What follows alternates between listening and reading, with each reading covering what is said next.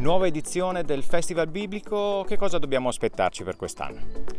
12 appuntamenti, fra loro assolutamente eterogenei, tanti spettacoli, grande spazio alla musica, al teatro, ma anche alle passeggiate e alle meditazioni in natura. Un programma che si apre ad un pubblico eterogeneo il più ampio possibile, a dimostrazione di come il Festival Biblico sia innanzitutto un festival culturale nato per portare le Sacre Scritture al centro della vita quotidiana e dell'uomo e donna contemporaneo. Il tema di quest'anno è il tema dell'Apocalisse. Perché avete deciso di scegliere questo tema e come verrà sviscerato?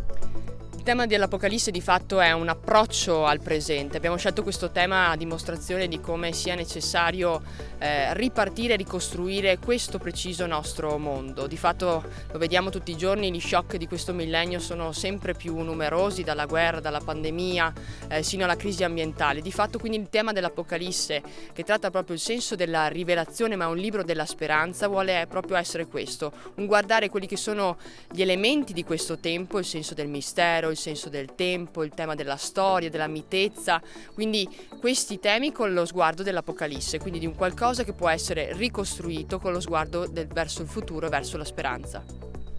È un tema che abbiamo discusso parecchio nel comitato organizzatore prima di sceglierlo, ma abbiamo proprio pensato di scegliere l'Apocalisse perché ci sembrava un libro così importante per il momento che stiamo vivendo, per un momento in cui sembra che tutto ciò che è male possa andare male e dentro però questo male ritrovare i segni di rinascita, di crescita, di possibilità di rinnovare le cose.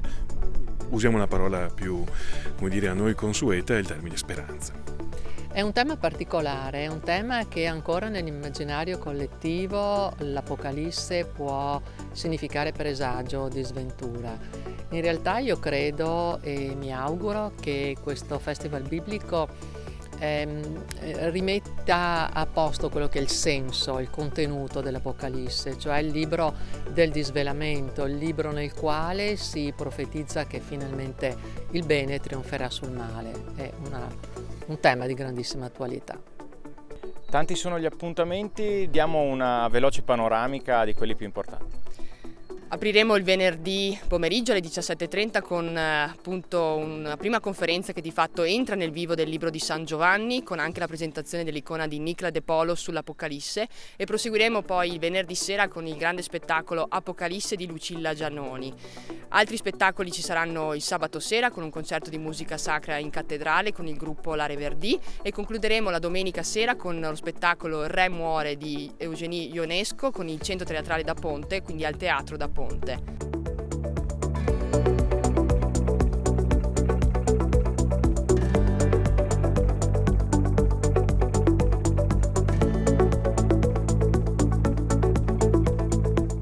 Il Comune di Vittorio Veneto sostiene anche quest'anno il Festival Biblico.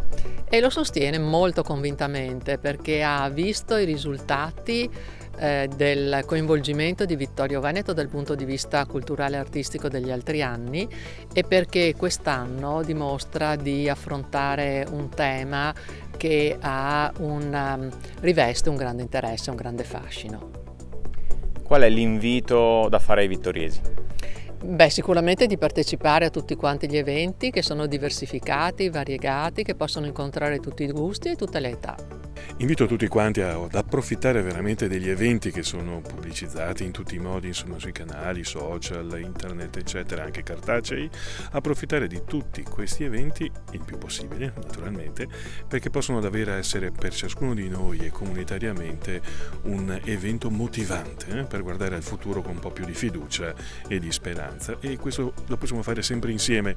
Da soli, certo, si possono trovare tutte le possibilità e soluzioni per guardare avanti con un po' più di fiducia, ma insieme è meglio.